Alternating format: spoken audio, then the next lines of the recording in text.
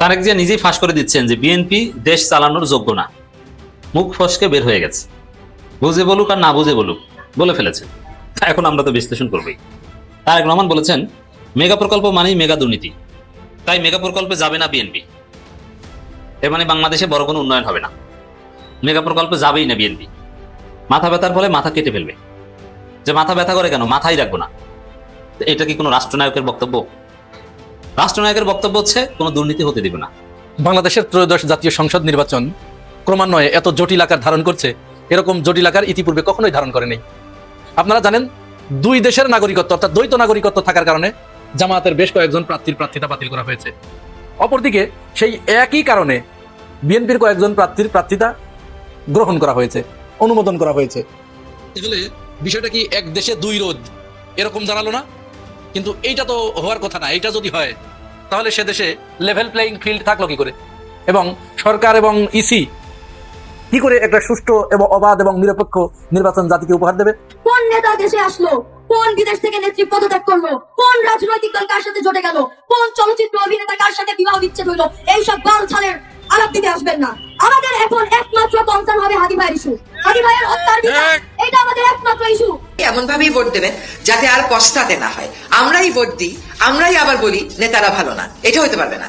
আগামী নির্বাচনে বিএনপির এমন একটি পরাজয় হবে, যেই পরাজয়ের কারণে অনেক নেতারা লজ্জায় দেশে থাকবে না, বিদেশে চলে আসবে। পঞ্চগড়ে শহীদ শরীফ ওসমান হাদির হত্যার বিচারের দাবিতে একটি বিক্ষোভ মিছিল হয়।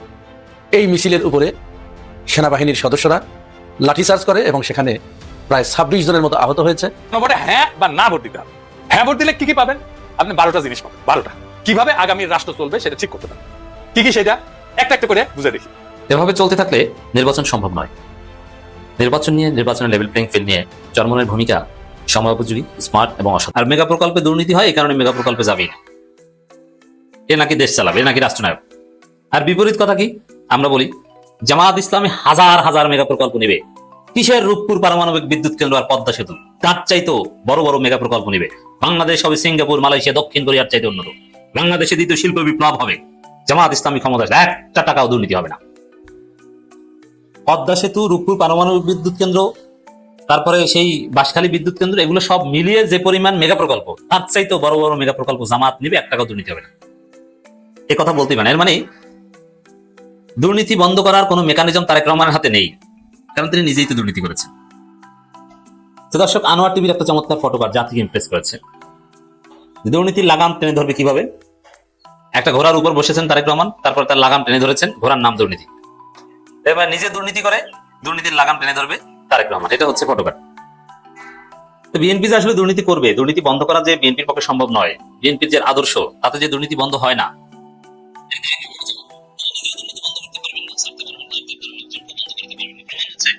তারেক রহমান অতীতে 2001 থেকে 2006 হাওয়া ভবনে বসে কি কি করেছেন এটা তো আছেই, কিন্তু এখন তারেক রহমান ভালোভাবে দল চালাতে চান, এটা আমরা জানি। এখন দুর্নীতির বিরুদ্ধে তার একটা অবস্থান হয়তো আন্তরিকভাবে আছে। অল্প বয়সে আবেগের বশবর্তী অনেক কিছু করেছেন। 10% খাম্বা অনেক কিছু হয়েছে, বিদ্যুৎ গুলো খেয়ে ফেলেছেন, সব জায়গা থেকে 10%। ওটা ইয়াং বয়সে ছিল, এখন মেচিউর হয়েছেন। এখন হয়তো তারেক রহমান বিএনপি যাতে চাঁদাবাজি না করে এগুলো চেয়েছে, কিন্তু তারেক রহমানের কথায় চাঁদাবাজি একটু কমেছে। বিএনপি কে আদৌ চাঁদাবাজি কমাতে পেরেছে? একটু না, তাহলে কোনো চাঁদাবাজি কমাতে পারেনি। তাহলে কি দাঁড়ালো? যেটা দাঁড়ালো যে তারেক রহমান দুর্নীতি কমাতে পারবেন না, এর কোনো সক্ষমতা তারেক রহমানের নাই। আর এটাই তিনি স্বীকার করলেন যে মেগা প্রকল্প মানে মেগা দুর্নীতি, তাই মেগা প্রকল্পে যাবেন না বিএনপি, মাথা কেটে ফেলবেন। কোনো ঔষধ নাই, মাথা কেটে ফেলতে হবে। অতএব এমন দলকে দর্শক আপনাদেরকে আমরা আহ্বান জানাতে চাই, যারা মেগা প্রকল্পে যাবে না তাদেরকে ভোট দিবেন না, কারণ দেশ স্থবির হয়ে পড়বে বিএনপি ক্ষমতা আসলে। দেশে কোনো উন্নয়ন হবে না। ঢাকা বরিশাল মহাসড়ক 6 লাইন দরকার, কুয়াকাটা পর্যন্ত 6 লেন। কিসের 6 লেন করবে? যা আছে ওটা আরো ছোট বানিয়ে ফেলবে। 6 লেন করতে গেলে তো অনেক টাকা লাগবে, দুর্নীতি হবে, অতএব এটা করবে না। আরো বিভিন্ন জায়গায় বাংলাদেশে এয়ারপোর্ট লাগবে, বাংলাদেশের যোগাযোগ ব্যবস্থা একটা বিপ্লব করতে হবে, আর অনেক বড় বড় ব্রিজ লাগবে। জামাত ক্ষমতা আসলে দ্বিতীয় পদ্মা সেতু তৈরি করবে। আর দ্বিতীয় পদ্মা সেতু এটা কিন্তু একটা মেগা প্রকল্প।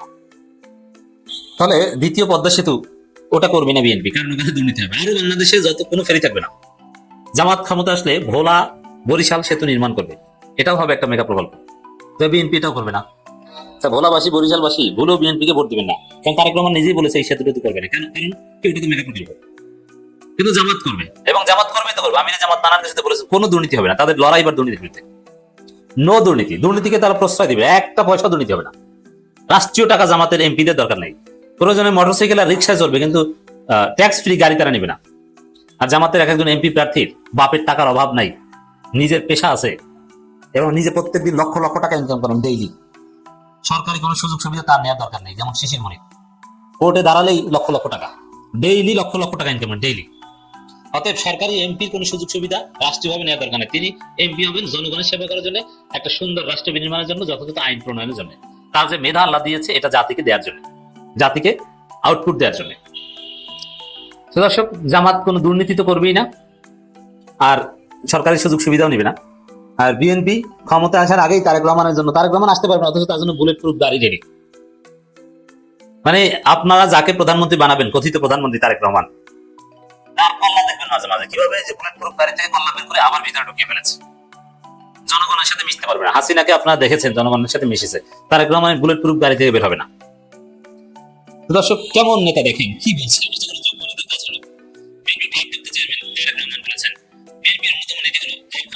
কোনো মেগা প্রকল্প হাতে নেওয়া যাবে না, কারণ মেগা প্রকল্প মানেই মেগা দুর্নীতি। রাষ্ট্রের অর্থ জনগণের শিক্ষা, স্বাস্থ্য, মানবাধিকার উন্নয়নে ব্যয় করাই হবে দলের লক্ষ্য না। আর জামাত কি করবে? জামাত মানবাধিকার, শিক্ষা, স্বাস্থ্য এগুলো তো করবেই, আর মেগা প্রকল্প করবে শত শত। জামাত ক্ষমতা আসলে বিদেশিরা মেগা প্রকল্প নিয়ে হাজির হবে, যে বাংলাদেশে তারা মেগা প্রকল্প করে দিবে, তারা ঋণ দিবে, তারা সাপোর্ট দিবে। কারণ কি? এখানে মেগা প্রকল্প করতে আর সরকারকে চান্দা দেওয়া লাগে না, রাজনৈতিক দলকেও চান্দা দেওয়া লাগে না। যা শিবির ডাকসুতে ক্ষমতা এসেছে, বিভিন্ন আন্তর্জাতিক প্রতিষ্ঠান টাকার বস্তা নিয়ে এসেছে। চীন শিবিরের হাত ধরে, ডাকসুর হাত ধরে হল নির্মাণ করে দিচ্ছে, চীনমৈত্রী হল। আবার ঢাকা বিশ্ববিদ্যালয় মেডিকেল সেন্টারকে আধুনিকায়ন করেছে। জাস্ট একটা ছাত্র সংসদে শিবির ক্ষমতা আসার পর এই অবস্থা। আর জামাত বাংলাদেশে ক্ষমতা আসলে শত শত মেগা প্রজেক্ট, মেগা প্রকল্প নিয়ে বিদেশিরা হাজির হবে, যা আমরা করে দিই, কারণ এখানে তার কোনো চান্দা দেওয়া লাগবে না, কোনো বাধা বিপত্তির সম্মুখীন হওয়া লাগবে না, এবং সরকারের লোকজন এখান থেকে দুর্নীতি করবে না, সুন্দরভাবে তারা করতে পারবে, তারা ঋণ দিবে, তারা করে দিবে। অতএব বিএনপি দেশকে স্থবির করবে, জামাত দেশকে সিঙ্গাপুর, দক্ষিণ কোরিয়া বানাবে। তারেক রহমান দেশ গড়ার পরিকল্পনা একটা অনুষ্ঠানে ইমুতে বলে, অনেক মজা করে বলি আর কি, ইমুতে সার্ভিস দিতে গিয়ে এইসব কথা বলে কন্টেন্ট ক্রিয়েটর তারেক রহমান। তো দর্শক, এখানে যুবদল ও কৃষক দলের নেতারা উপস্থিত ছিলেন, কানেক্টেড ছিলেন। দেশ গড়ার পরিকল্পনা কি? মেগা প্রজেক্ট করবেন, এটা হচ্ছে দেশ গড়ার পরিকল্পনা না, দেশ ধ্বংসের পরিকল্পনা, দেশকে স্থবির করে দেওয়ার পরিকল্পনা।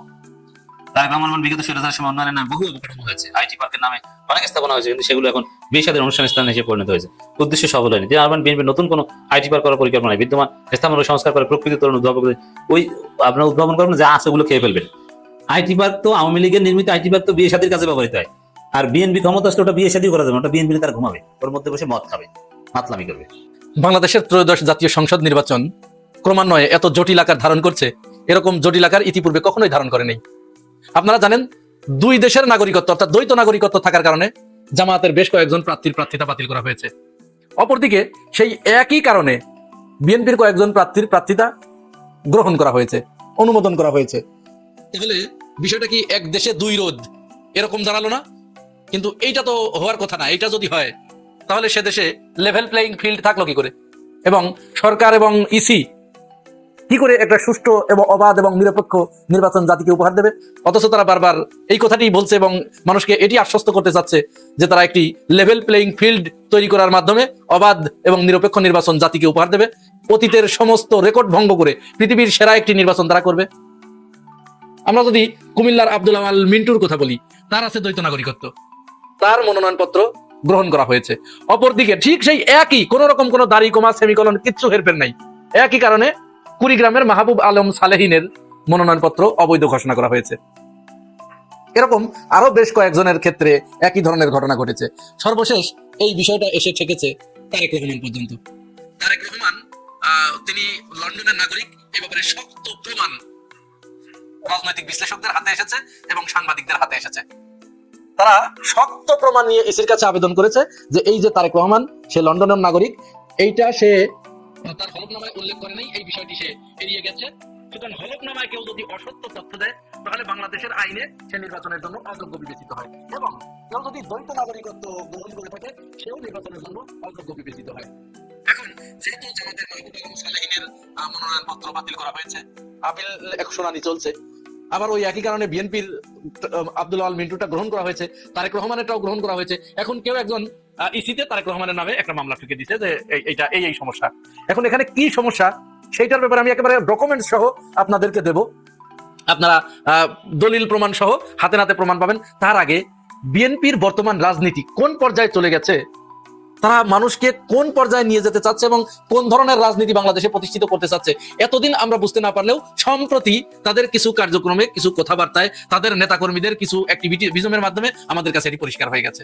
তারা তাদের নেতাকর্মীদের মাঠে নামিয়ে দিয়েছে না ভোটের ক্যাম্পেইন করতে, তারা তাদের নেতাকর্মীদের মাঠে নামিয়ে দিয়েছে যে বিএনপি এবং আওয়ামী লীগ যে এক, এইটা আওয়ামী লীগের নেতাকর্মীদেরকে বোঝাও এবং আওয়ামী লীগ যাতে বিএনপিতে ভোট দেয় এর জন্য তারা এমন ভাবে ক্যাম্পেইন করছে এবং গ্রামে গ্রামে ভোট চাচ্ছে যে আওয়ামী লীগ এবং বিএনপি একদম এক, কোনো পার্থক্য নাই। এই মুহূর্তে বিএনপি কে ভোট দেওয়া মানেই আওয়ামী লীগকে ভোট দেওয়া। আপনারা এই ভিডিওগুলো দেখেন নাই? আমি কপিরাইট ইস্যুর কারণে এবং ভিডিও বড় হয়ে যাচ্ছে এবং তারেক রহমানের ওই ভিডিওটা দেখাবো বলে আমি আর ওই ভিডিওতে যাচ্ছি না, ওইগুলো দেখাচ্ছি না। আপনারা প্রত্যেকেই এই ভিডিওগুলো দেখেছেন। এক নেতা, শ্রীবর্দী উপজেলার এক নেতা, তিনি কিভাবে ভোটে জয়যুক্ত হলে কত বড় ক্ষতি হবে আওয়ামী লীগ এবং বিএনপির জন্য সেটা বোঝাচ্ছেন। তারপরে ওই যে একজন মহিলা চট্টগ্রামের দিকে, সম্ভবত তার ভাষা বলে দিল চট্টগ্রাম, সে বোঝাচ্ছে যে না, আপনারা ভাবেন না যে আওয়ামী লীগ নাই, আওয়ামী লীগ আছে। এখন ধানের শীষে ভোট দেয়া, বিএনপি কে ভোট দেয়া মানেই আওয়ামী লীগে ভোট দেয়া। 10 বছর পরে হলেও এই বিএনপির হাত ধরেই আওয়ামী লীগ আবার বাংলাদেশের রাজনীতিতে ফিরে আসবে, নেত্রীকে তারা ফিরে আনবে, এই কথা তারা দিয়েছে। আবার ওদিকে ওই যে চাঁপাইনবাবগঞ্জের হারুন, ওই যে এই যে মানে সংসদ ভবনে, ম্যানেজড সংসদে, অবৈধ সরকারের সংসদে গিয়ে কোথায় কোথায় কোরআনের আয়াত ঝাড়তো, সে দেখেন বলছে আওয়ামী লীগের কোন নেতাকর্মীকে যদি গ্রেফতার করা হয় তাহলে থানা ঘেরাও করা হবে। এটাই তাদের বর্তমানের রাজনীতি। প্রত্যেক জায়গায় ক্যাম্পেইন তারা করছে, না ভোটের ক্যাম্পেইন করছে, আওয়ামী লীগকে কিভাবে নির্বাচনে আনা যায়। এবং তারা, জামাত ইসলাম তাদের কাছে নিরাপদ না, তাদের কাছে নিরাপদ হচ্ছে তারা আওয়ামী লীগ এবং বিএনপি দুইজন মিলে বাংলাদেশের রাষ্ট্র চালাবে, অন্য কেউ বাংলাদেশে থাকতে পারবে না। লুটপাট করবে, দুর্নীতি করবে, চাঁদাবাজি করবে, যাতে কেউ কোনো বাধা দিতে না পারে। আওয়ামী লীগ যাবে, বিএনপি হবে, বিএনপি চাঁদাবাজি করবে, বিএনপি যাবে আওয়ামী লীগ এসে তাদেরকে তাড়িয়ে দিয়ে তারা চাঁদাবাজি করবে, 5-10 বছর ধরে চাঁদাবাজি করবে, ভাগে যাবে। যদিও আওয়ামী লীগ কখনোই চায় না বাংলাদেশে বিএনপি টিকে থাকবে, আর এই মেয়াদটা যদি টিকে থাকতো তাহলে আর জীবনে বিএনপি নামক কোনো জিনিস বাংলাদেশে আর থাকতো না। কিন্তু বিএনপি বেমালুম এগুলো বলে গেছে।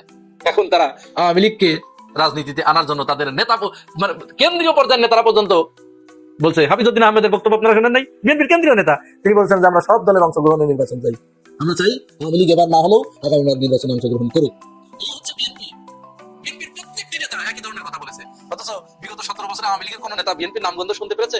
তারা বিএনপি নির্বাচনে না আসলে নির্বাচন গ্রহণযোগ্য হবে না, এই ধরনের কথা কোনোদিন শুনেছেন তাদের মুখে? তারা চেয়েছে যে কোনো ভাবে বিএনপি কে মাইনাস করে দিতে, বাংলাদেশ থেকে তাড়িয়ে দিতে, অথচ বিএনপি এসে দেখুন কি করছে। হ্যাঁ, এটার অবশ্য কারণ আছে। এর কারণ হচ্ছে আওয়ামী লীগ 17 বছর ধরে প্রত্যেক জায়গায় তাদের লোক রিক্রুট দিয়েছে। আর ধর্ম ব্যবসার কথা তো আছেই, ধর্ম ব্যবসা তো করছেই। যাই হোক, যে কথাটি বলতে গিয়ে, এই যে বিএনপির একজন নেতা সর্বশেষ মোশাররফ হোসেন ঠাকুর, লোকটাকে আমি ব্যক্তিগতভাবে চিনি, তার সাথে আমি কবিতা আড্ডায় একটা প্রোগ্রামে পাশাপাশি বসেছিলাম, আমার তো এখন ঘৃণায় বমি আসছে। সেই লোক দেখুন কি বলছে ইসলাম সম্পর্কে, তাদের অবস্থানটা দেখুন, একটু শুনুন। তো নেকাব মুসলমানদের ড্রেসই না, নেকাব মুসলমানদের ড্রেসই না। ইহুদি নারীরা যখন যখন অন্য ব্যবসাবৃত্তি করতো অথবা অন্য কোনো নিষিদ্ধ কার্যক্রম করতো তখন নেকাব করতো, আর উনি যেটা পড়তেন এটা নাম হলো হিজাব। হিজাব হলো মুসলমানের ড্রেস, বাট নেকাব মুসলমানের ড্রেসই না। কেউ বলবেন না যদি ইয়ে হয়, মব হয়, আমি বললাম অন্যরা বলা শুরু করেন। তাহলে শুনেছেন, সে হিজাব এবং নিকাবকে, নিকাব ইসলামী পোশাক না, ইসলামিক ড্রেস না, এই নিকাব পরে নাকি ইহুদি নারীরা ওই ধরনের কাজ করে বেড়াতো অসামাজিক। আমি আর ওই ভাষাগুলো এখানে উল্লেখ করলাম না, তার মুখেই আপনারা শুনেছেন। এরকম প্রত্যেকেই তাদের ছাত্র দলের ছেলেপেলেরা, তারা হিজাব পরিহিত নারীদেরকে তারা বারবার হেনস্থা, বোরকা পরা মেয়েদেরকে তারা বিভিন্ন ভাষায় গালিগালাজ, এত নিকৃষ্ট ভাষায় গালিগালাজ করেছে। এমনকি ছাত্র দলের এক নেতা তো বলেছে যে ওই শিবিরের, জামাত শিবিরের সন্তান হওয়ার চেয়ে ওইটা মানে বেশ্যার সন্তান হওয়া নাকি তার কাছে অনেক বেশি পুণ্যের কাজ। এতদিন ভাবছিলাম যে হয়তো তারেক রহমান দেশে আসলে এর একটা রাশ টেনে ধরবে এবং এটি বন্ধ হবে, কিন্তু তারেক রহমান আসার পরে মনে হচ্ছে আরো বেশি করে শুরু হয়েছে এবং তারা খুব জোশ নিয়ে এটি শুরু করেছে। এবার চলুন আর কথা না বাড়িয়ে, তারেক রহমানের মনোনয়নপত্র যে বাতিল হতে পারে এবং তিনি যে দ্বৈত নাগরিকত্ব গ্রহণ করেছেন সেই ভিডিওটা, সেই ডকুমেন্টসটা আসুন আমরা দেখি। আমি এটি শেষে রাখলাম এই কারণেই, কপিরাইট ইস্যুর একটা ব্যাপার আছে। যদি ভিডিওটা দেখতে না পারেন তাহলে আপনারা বুঝবেন যে কপিরাইট ইস্যুর কারণে ওটা কেটে গেছে। নির্বাচনী হলফনামায় ব্রিটিশ সিটিজেনশিপের তথ্য গোপন করায় কি বাতিল হয়ে যেতে পারে বিএনপির চেয়ারম্যান জনাব তারেক রহমানের মনোনয়ন? তারেক রহমানের নাগরিকত্ব নিয়ে রাজনৈতিক মহলে জল্পনা কল্পনার শেষ নেই। অনেকেই প্রশ্ন তোলেন, ডাক্তার জুবাইদা রহমান যদি ব্রিটিশ পাসপোর্ট ব্যবহার করেন তাহলে তারেক রহমানের নাগরিকত্ব নিয়ে আসলে এত জলঘোলা করার কি আছে? তিনি দীর্ঘ 17 বছর লন্ডনে কোন স্ট্যাটাসে ছিলেন? তিনি কি শুধুই পলিটিক্যাল অ্যাসাইলামে ছিলেন নাকি তিনি ব্রিটিশ নাগরিকত্বও গ্রহণ করেছিলেন? বাস্তবতা হলো ডাক্তার জুবাইদা রহমান এবং তারেক রহমান দীর্ঘদিন ধরে লন্ডনে একসাথেই বসবাস করেছেন। যেহেতু ডাক্তার জুবাইদা রহমান ব্রিটিশ পাসপোর্টধারী, সেক্ষেত্রে এটা খুবই স্বাভাবিক যে জনাব তারেক রহমান নিজেও ব্রিটিশ পাসপোর্টের অধিকারী বা ব্রিটিশ নাগরিকত্ব লাভ করেছেন। তবে অনুমানের উপর ভিত্তি করে কথা না বলে আসুন সরাসরি দালিলিক প্রমাণে নজর দিই। ব্রিটিশ গভর্নমেন্টের সার্ভিস ওয়েব পোর্টালে ভিজিট করলে এখনো দেখা যাচ্ছে জনাব তারেক রহমানের নামে ইংল্যান্ডে একটি কোম্পানি ছিল যার নাম হোয়াইট অ্যান্ড ব্লু কনসালটেন্টস এবং এর কোম্পানি নাম্বার 09665750। ব্রিটিশ সরকারের ওয়েবসাইটে তার এই কোম্পানির অফিসিয়াল ডকুমেন্টস অনুযায়ী 2015 সালের 1 জুলাই এই কোম্পানির ইনকর্পোরেশন বা নিবন্ধনের যে প্রথম ডকুমেন্টটি আপলোড করা হয়েছিল তার দ্বিতীয় পৃষ্ঠায় নজর দিলেই আসল সত্য বেরিয়ে আসে। সেখানে পরিচালকের তথ্যে জনাব তারেক রহমানের ন্যাশনালিটি বা জাতীয়তা স্পষ্টাক্ষরে লেখা আছে ব্রিটিশ। এখন প্রশ্ন হলো, নামের মিল থাকতেই পারে, ইনি কি বিএনপির ভারপ্রাপ্ত চেয়ারম্যান জনাব তারেক রহমান? এই সন্দেহ দূর করতে আমাদের যেতে হবে নথির 4 নম্বর পৃষ্ঠায়। সেখানে ইনিশিয়াল শেয়ার হোল্ডিং এর তালিকায় দেখা যাচ্ছে ডাক্তার জুবাইদা রহমানের নাম, এবং মজার বিষয় হলো দুজনের দেওয়া ঠিকানাও হুবহু এক। অর্থাৎ ইনি যে বিএনপির শীর্ষ নেতা জনাব তারেক রহমান এবং তার ন্যাশনালিটি যে ব্রিটিশ ছিল তা নিয়ে আর সন্দেহের আর কোনো অবকাশ নেই। এখন আসি নির্বাচনী হলফনামার প্রসঙ্গে। হলফনামায় জানতে চাওয়া হয়েছিল প্রার্থী দ্বৈত নাগরিক কিনা এবং হলে তা পরিত্যাগ করেছেন কিনা, কিন্তু জনাব তারেক রহমান বর্তমানে দ্বৈত নাগরিক না জানালেও পূর্বে ছিলেন কিনা সেই প্রশ্নের কোনো স্পষ্ট জবাব দেননি। তিনি যে একসময় ব্রিটিশ নাগরিক ছিলেন কিংবা এখনো আছেন সেই তথ্যটি তিনি সরাসরি এড়িয়ে গেছেন এবং তথ্য গোপন করেছেন। বিশেষজ্ঞরা ধারণা করছেন জনাব তারেক রহমান ব্রিটিশ নাগরিকত্ব পরিত্যাগ করার রিস্ক নিতে চাচ্ছেন না। দেশে আবার কোনো চ্যালেঞ্জিং পরিস্থিতির সম্মুখীন হলে তিনি যেন সহজেই আবার ইংল্যান্ডে পাড়ি জমাতে পারেন সেই রাস্তা তিনি বন্ধ করতে চান না। ব্রিটিশ নাগরিকত্ব গ্রহণ করেও সেই তথ্য নির্বাচনী হলফনামায় গোপন করায় জনাব তারেক রহমানের হলফনামাকে কেউ পর্যাপ্ত কাগজপত্র দেখিয়ে চ্যালেঞ্জ করলে বাতিল হয়ে যেতে পারে তার মনোনয়ন। সেক্ষেত্রে আসন্ন নির্বাচনে জনাব তারেক রহমানের অংশগ্রহণই ঝুঁকির মুখে পড়ে যেতে পারে। বাংলাদেশের নির্বাচন কমিশনের আইন অনুযায়ী দ্বৈত নাগরিকত্বধারী কেউ নির্বাচনে অংশ নিতে পারে না। নির্বাচন করতে হলে তাকে অন্য দেশের নাগরিকত্ব পরিত্যাগ করতে হয়। জনাব তারেক রহমান ব্রিটিশ নাগরিকত্ব পরিত্যাগ করে থাকলে আইন অনুসারে মনোনয়নপত্রের সাথে নাগরিকত্ব বাতিলের ডকুমেন্টস জমা দিতে হবে, কিন্তু তিনি দ্বৈত নাগরিকত্ব অস্বীকার করেছেন। অর্থাৎ হয় তিনি এখনো ব্রিটিশ নাগরিকত্ব পরিত্যাগ করেননি, আর পরিত্যাগ করে থাকলে হলফনামায় তথ্য গোপন করেছেন। পঞ্চগড়ে শহীদ শরীফ ওসমান হাদির হত্যার বিচারের দাবিতে একটি বিক্ষোভ মিছিল হয়। এই মিছিলের উপরে সেনাবাহিনীর সদস্যরা লাঠিচার্জ করে এবং সেখানে প্রায় 26 জনের মতো আহত হয়েছে। আহতদের প্রত্যেককে পঞ্চগড় সদর হাসপাতালে ভর্তি করা হয়েছে। আমরা খবরের সূত্রে যেটি জানতে পেরেছি, শহীদ শরীফ ওসমান হাদির হত্যাকারীদের বিচারের দাবিতে পঞ্চগড়ের মকবুলার রহমান সরকারি কলেজ চত্বর থেকে একটি বিক্ষোভ মিছিল শহরের বিভিন্ন সড়ক প্রদক্ষিণ করে শেষে কেন্দ্রীয় চৌরঙ্গীর মোড়ে গিয়ে সেখানে তারা মিছিলটি সমাপ্ত করে এবং সংক্ষিপ্ত একটি সমাবেশের আয়োজন করে। ওই সময়টুকুতে তারা সম্ভবত 1 ঘন্টার কিছু কম বা বেশি সময় সড়ক অবরোধ করে রাখে এবং এই মিছিলটি কিন্তু অনুষ্ঠিত হয়েছে বাংলাদেশপন্থী শিক্ষার্থীদের ব্যানারে। সেখানে যারা অংশগ্রহণ করেছিল প্রত্যেকেই কমলমতি শিক্ষার্থী। তারা সমাবেশের একেবারে শেষ পর্যায়ে চলে এসেছে। একজনের বক্তব্য দেওয়া শেষ হয়ে গেছে, আর একজন সম্ভবত ওই সমন্বয়ক যিনি তার বক্তব্য চলছিল। ঠিক সেই সময় কোনোরকম উস্কানি ছাড়া, কোনোরকম পূর্ব ঘোষণা ছাড়া সেনাবাহিনীর সদস্যরা তাদের উপরে লাঠিচার্জ শুরু করে এবং বেদম প্রহার করে পিটিয়ে তাদের 26 জনকে আহত করেছে বলে আমাদের কাছে খবর এসেছে। এখন আমাদের প্রশ্ন, সেনাবাহিনীকে কেন এইখানে লাঠিচার্জ করতে হলো? তারা যে দাবি নিয়ে নেমেছে এই দাবিটা কি অযৌক্তিক? এটি তো অযৌক্তিক দাবি নয়। সেনাবাহিনী মাঠে থাকতে তারা কি করছে, কোন দায়িত্বটা পালন করছে? তারা কি বিন্দুমাত্র আইন শৃঙ্খলার কোনো উন্নতি ঘটাতে পেরেছে? এখন তো সেনাবাহিনীর হাতেই তো আইন শৃঙ্খলা রক্ষার দায়িত্ব। তো তারা ওসমান হাদির হত্যাকারীদের আজ পর্যন্ত কতদিন হতে চলল? 1 মাস হতে চলল। তাদের কোনো কুল কিনারা করতে পেরেছে? এমনকি এই অভিযোগ পর্যন্ত উত্থাপিত হয়েছে যে মূল হত্যাকারী সেনাবাহিনীর ক্যান্টনমেন্টের ভিতরে একটি পরিত্যক্ত বাড়িতে তাকে আশ্রয় দিয়ে রাখা হয়েছে। সে দেশের বাইরে যায় নাই, বাংলাদেশের ভিতরেই আছে। এরকম অভিযোগ মানুষের ভিতর থেকে খুব জোরালোভাবে উত্থিত হয়েছে যে তাকে ক্যান্টনমেন্টের ভিতরে রেখে পালছে, আর বিএনপি নেতা জুলকারনাইন শায়েরকে দিয়ে বিভিন্ন সময় মানুষকে বিভ্রান্ত করার জন্য একের পর এক এলোমেলো উল্টাপাল্টা পোস্ট দেওয়াচ্ছে। এমনকি পুলিশ সদস্যদেরকে দিয়েও, গোয়েন্দা বাহিনীর সদস্যদেরকে দিয়েও চাপ প্রয়োগ করে রিপোর্ট প্রকাশ করাচ্ছে যে সে অমুক জায়গায় আছে, তমুক জায়গায় আছে, ইত্যাদি ইত্যাদি। এই নাটকগুলো বাংলাদেশের মানুষ দেখতে দেখতে অভ্যস্ত হয়ে গেছে। এই দায় কি সেনাবাহিনী এড়াতে পারবে? সেনা প্রধান এড়াতে পারবে?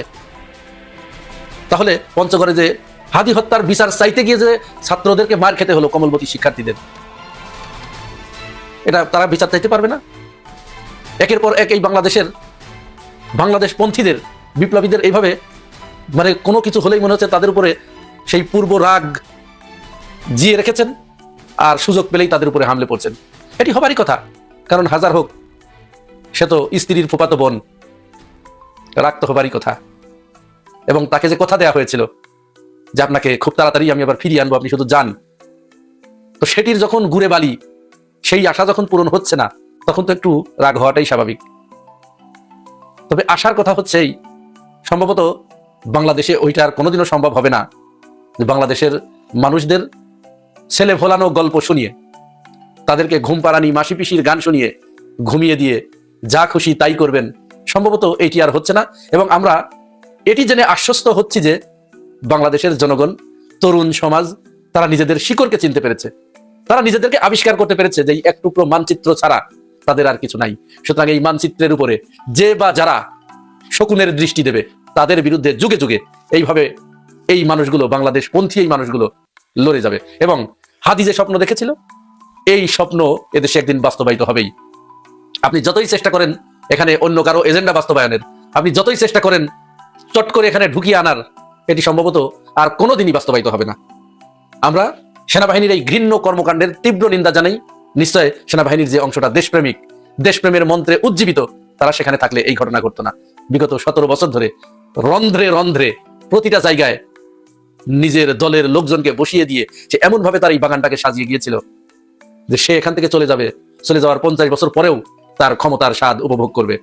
সেটি আমরা এখন দেখছি। এরকম ঘটনা আরো সামনে ঘটবে। বাংলাদেশ পন্থীরা বিচলিত নয়। বাংলাদেশ পন্থীরা, তারা তো রক্ত দিয়ে অভ্যস্ত হয়ে গেছে, তারা এভাবে রক্ত দিতেই থাকবে। এনসিপি ও ডক্টর ইউনূস সরকারের যৌথ উদ্যোগে, সম্মিলিত উদ্যোগে রাজনীতিতে তোলপাড়। তাহলে অচিরেই কি বিএনপির দিন শেষ হয়ে যাচ্ছে? এই প্রশ্ন সামনে আসছে। দর্শক, আমার এই আলোচনার প্রপোজিশন হচ্ছে বিএনপির জন্ম হা ভোটের মধ্য দিয়ে, বিএনপির মৃত্যু হবে না ভোটের মধ্য দিয়ে, যেটা নাসরুদ্দিন পাটোয়ারি বলেছেন। পরিস্থিতি সেদিকে যাচ্ছে। দেখেন, সরকার প্রকাশ্যে ঘোষণা দিয়েছে যে তারা সরাসরি হা ভোটের পক্ষে প্রচারণা চালাবে। এটা নজিরবিহীন। কোন দেশের সরকার ভোটে কোনো একটা পক্ষ নিয়েছে, এরকম কোনো এক্সাম্পল নেই। কিন্তু এটা বাংলাদেশের 24 গণঅভ্যুত্থানের রিয়ালিটি, যে সরকার হা ভোটের পক্ষ নিবে, না ভোটের বিরুদ্ধে যাবে। কিন্তু না ভোট দাতাদের হয়রানি করবে না, তাদেরকে পিটাবে না, তাদেরকে গ্রেপ্তার করবে না। কিন্তু সরকার বলবে যে আমরা হা ভোট দিতে আপনাদেরকে অনুরোধ করছি। এখন দেখেন, হা ভোট না ভোট নিয়ে বিএনপিতে কোনো কনসার্ন নেই। বিএনপি তলে তলে সিদ্ধান্ত নিয়েছে, একদম সাংবাদিকরা চাপাচাপি করলে বলবো যে না ভোট দেওয়ার সুযোগ নেই, কিন্তু বাস্তবে আমরা না ভোট দিব। আর না ভোট দিতে গোপনে প্রচারণা চালাও, বিশেষ করে আওয়ামী লীগের লোকজনকে বোঝাও যে না ভোট দিতে আসো, নইলে তোমরা শেষ। এটা বিভিন্ন জায়গায় বিএনপির লোকজন এই কাজ করছে। সেই জায়গায় বিএনপি কার্যত প্রকাশ্যে গণভোট বা না ভোট নিয়ে, হা ভোট না ভোট নিয়ে কোনো কথাই বলছে না। বাধ্য হলে এই আমি এতক্ষণ যে বললাম, এই দুইটা স্ট্র্যাটেজি ফলো করে। জামাত মোটামুটি সিরিয়াস। হা ভোটের পক্ষে জামাত মোটামুটি বলে, একদম যে বলে না তা না। কিন্তু জামাত হা না ভোটের এই বিষয়ে জামাত মনে করে যে এটা হা ভোটে জিতবে। জামাত সংসদ সদস্য নির্বাচনে এফোর্ট দিচ্ছে। তবে হ্যাঁ, হা ভোট বিষয়ে জামাতের সুস্পষ্ট এবং সুনির্দিষ্ট অবস্থান আছে। তো জামাতের এনসিপির জন্মের যেহেতু সুস্পষ্ট এবং সুনির্দিষ্ট অবস্থান আছে, এই জন্য it's very tough for BNP to take part on behalf of হা ভোট। এটা বিএনপির জন্য সম্ভব নয়। বিএনপি উপরে যতই বলুক, বিএনপি আসলে না ভোটের পক্ষে। সেই জায়গায় সরকার প্রকাশ্যে বলছে আমরা হা ভোটের পক্ষে। এনসিপি সংসদ নির্বাচন নিয়ে যতটুকু এফোর্ট দিচ্ছে, তার কয়েক গুণ বেশি এফোর্ট দিচ্ছে হা ভোটের পক্ষে, মানে গণভোট নিয়ে। It's very significant. এর মানে এনসিপি সরকার যৌথভাবে এখানে কাজ করছে, জামাতও আছে। এটার ভিতরে রহস্য আছে। 2 দিন পর বিএনপি আবার এনসিপিকে কিংস পার্টি বলা শুরু করবে, ইউনূসকে নিরপেক্ষ জামাত বা এনসিপি নেতা বলা শুরু করবে। এবং এটা বলা শুরু করলেই আপনারা বুঝতে পারবেন যে এই না ভোট বা এই গণভোট বিএনপির মৃত্যুর কারণ হতে পারে। আর এনসিপি এটা বুঝেই, এনসিপি জানে এনসিপি কেন সিরিয়াস সংসদ নির্বাচনের চাইতে হা ভোটের পক্ষে। কেন? কারণ এনসিপি জানে যে আগামী দিনে এখন বিএনপির যে স্পেস রাজনীতিতে, ওই স্পেসটা থাকবে এনসিপির। কারণ বিএনপি থাকবে না। এনসিপি প্রথমে হবে প্রধান বিরোধী দল, জামাত যাবে ক্ষমতায়। তারপরে প্রধান বিরোধী দল তিনি নিশ্চিত 5 বছর ক্ষমতায় যাবে। কারণ বাংলাদেশের মানুষ এক দলকে টানা 2 বার ক্ষমতায় দেখতে চায় না, এবং এক দল টানা 2 বার ক্ষমতায় থাকবে এটা আমিও চাই না। কারণ টানা 2 বার ক্ষমতায় থাকলে সে জামাত হোক আর যে হোক, তার মধ্যে একটা ফেসিবাদী মানসিকতা ঢুকবে, এতে কোনো সন্দেহ নেই। জামাতের লোকজন আর দ্রুত ঢুকবে, কারণ ক্ষমতার ভার বহন করার এক্সপিরিয়েন্স তাদের নেই। এ কারণে 5 বছর পর পর ঘুরে ফিরে ক্ষমতায় আসুক। তো এই জন্য দেখেন, জামাতের যে স্পেস রাজনীতিতে, এটা ইউনিক। কারণ জামাতের স্পেস মৌলিকভাবে ফান্ডামেন্টালি ধর্মভিত্তিক। অতএব জামাতের স্পেস যদি আওয়ামী লীগ আবার ক্ষমতায় থাকতো, চরমনে কিছুটা নিতে পারতো, এবং চরমনে কিছুটা নিয়েছে। অনেক লোক যারা হয়তো জামাত করতো, কিন্তু আওয়ামী লীগ নির্যাতন বা জামাত না করে চরমনাই করেছে ধর্মীয় কারণে। কারণ চরমনাই করলে তো খুব নিরাপদ।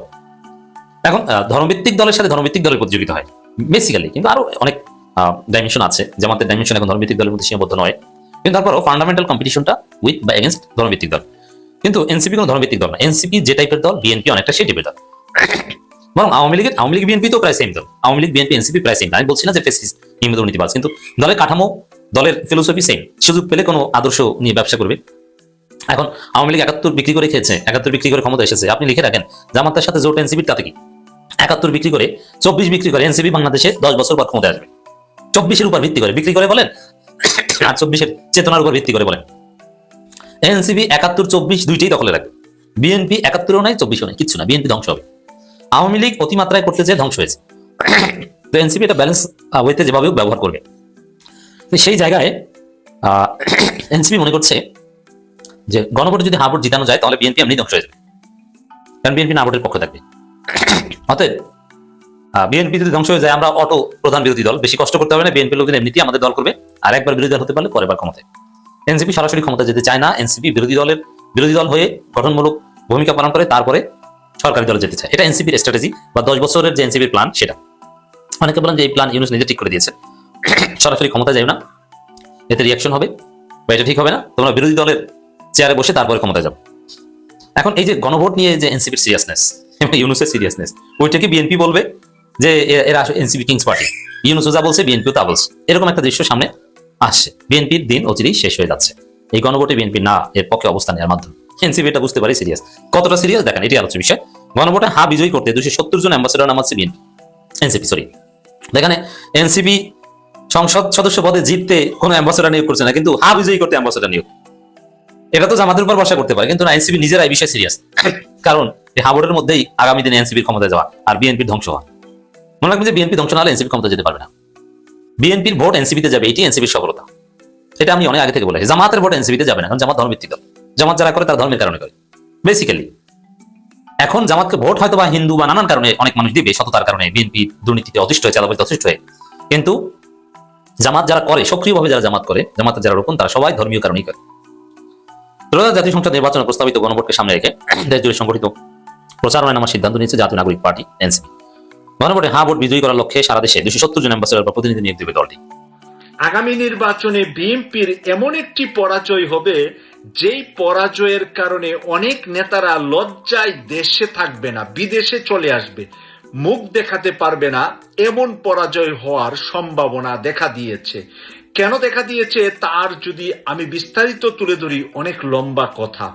আজকের বাংলাদেশের 80% মানুষ দাঁড়িপাল্লায় ভোট দেওয়ার কথা বলছে। গ্রামে গঞ্জে হিন্দু মুসলিম বৃদ্ধ আবাল বনিতা সাথে এড হয়ে গিয়েছে এনসিপি। এমন জোয়ারটা এসেছে যে বিএনপির যেই প্রার্থীরা এর আগে 1,10,000 ভোট পেয়েছে, তারা এবার পাবে শুধুমাত্র 10,000 ভোট। তাদের সাথে শুধুমাত্র ওই যে 10টা হুন্ডা 20টা গুন্ডা, এই টাইপের লোক ছাড়া কোনো লোক নাই। সাধারণ কোনো মানুষ তাদের পাশে নাই, শুধুমাত্র নেতার কাছ